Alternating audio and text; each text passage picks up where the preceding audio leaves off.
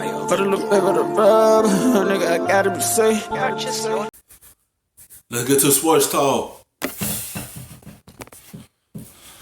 Right now. I think Dak loves him. I think there's a great relationship there. I think Dak loves all his guys. And looking at him there, Dak is a tremendous leader. He's done a great job. But I do think there might be a little bit of a disconnect between the defensive players and the defensive side of the ball and Jason Garrett. Like, just watching it, I feel like you never see him go over and engage those guys really at all, like outside of the high five or something, the butt slap as they walk off the field. Like, that's really it. And they have these penalties, and that's something that it ultimately falls on the foot of the head coach, where you go up and say, hey, we can't have pre-snap penalties that are giving first downs. We can't have holdings and pass interferences down the line that are long. You watched that game last night? All the frustration on everyone's face, especially the defensive side. You see Jalen Smith throw water because he's frustrated, like, come on now. Like, we gave you this turnover. Now let's turn this to points to help us out. You can see the frustration on the defensive side. They faces. They look at the scoreboard. They look at the jumbotron like, come on now. Like, we did all this to give us the football back. When you see a player throwing water, and frustrating seeing a drop pass from your wide receiver, and then it's not helping your defense out, y'all right back out there, you can tell it's frustrated. Like, go over there and talk to your defensive players and let them know it's going to be okay. We're going to strain it up on the other side of the football.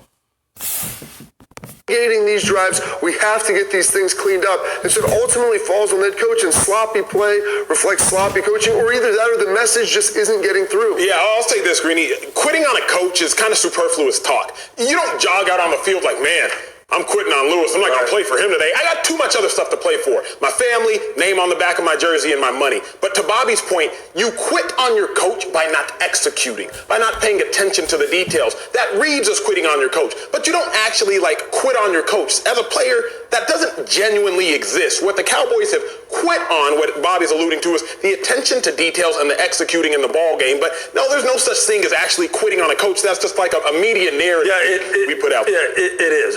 Absolutely. I agree with it 100%. You don't go out on the football field and go, you know what, I don't like this coach. So what I'm going to blow this assignment. I'm just going to miss this time. But you know what it is? It's kind of like a subconscious thing that happens when you kind of feel like this black cloud coming over your organization and you know changes on the horizon and you just...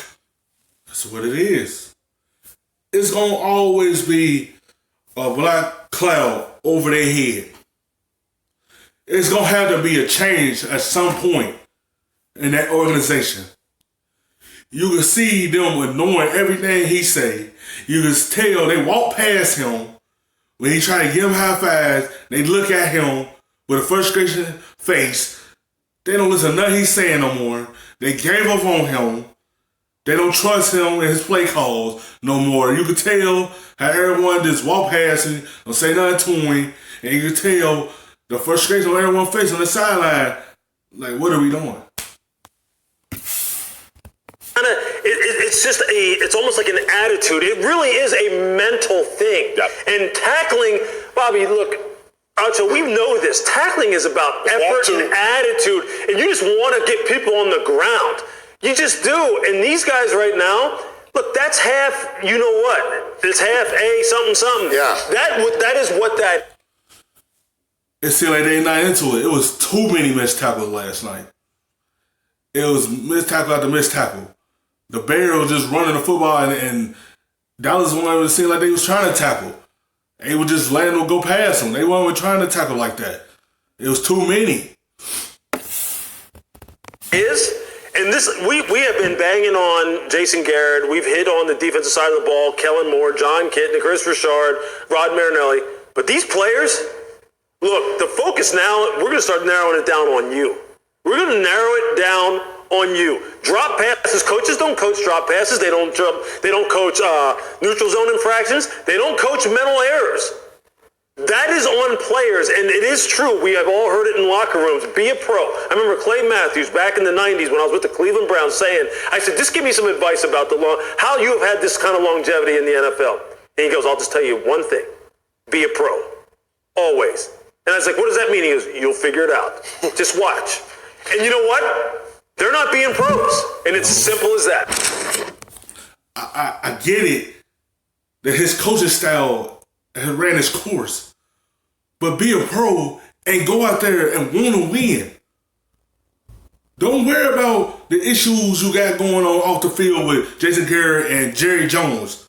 Worry about the field. Worry about what's on the field. And get the job done. Just be a pro and go out there and want to win and help your team win this division. Mitchell Trubisky wasn't struggling. Right. Mitchell Trubisky was the worst quarterback in the NFL. That's what the numbers said. How in the world did they get that quickly from that to this? Look, getting Mitch in that headspace that he was in last year in the playoff game in the second half against the Philadelphia Eagles has been the challenge for this football team all year long this year. It is not about whether Mitch can do it. It's a matter of will he do it. And it's a matter of will he do it consistently. And I'm telling you this, people right now, I think there's some misinformation about the fact that why he is playing so much better. They're not calling an incessant amount of boots, move the pocket plays, change the launch point plays, and he's not running the ball 20 times a game. What he has done, though, is he is executing quickly with great vision, great decision making. You see the difference when he run the football. That's his strong suit. I understand he want to stay in the pocket and throw the football, but if that will help you calm yourself down and be ready to throw the football, run the football. You see what happens when he run the football? He's a dynamic quarterback when he do that. It just, consistent is the key. That's all the Bears need from him, is be consistent. Also, they need him to run a little more. They need to put some of his in the playbooks of him running, read option. Let him run. That's his strong suit. And then the passing will be on the flow if he could do that. Much better accuracy from the pocket. That's how he brought them back against Detroit. That's how he started looking really good last night. That's how he looked good against the Giants 2 weeks ago or 3 weeks ago. However, here's the issue. I've said it here a couple different times. The difference between backups and starters, the difference between starters and Pro Bowlers is the consistency with which you can call upon your best attributes. And he just can't seem to do it. Now, he's doing it now. He did it in the second half against the Eagles in the playoff game. But all year long, Matt was calling some of the same route combinations. He was missing them by a mile. Against Detroit, you see some of those 7 routes he was throwing, those deep corner routes, right on the money, and you're sitting there going, well, damn, where was that in September? He would have been doing that consistently on a daily basis this week. I mean, not this whole year. Bears will be a whole different team. It just been an up and down with him. It's over. Thank you for watching ESPN on YouTube. For more sports, more analysis, download the ESPN app. And for live streaming sports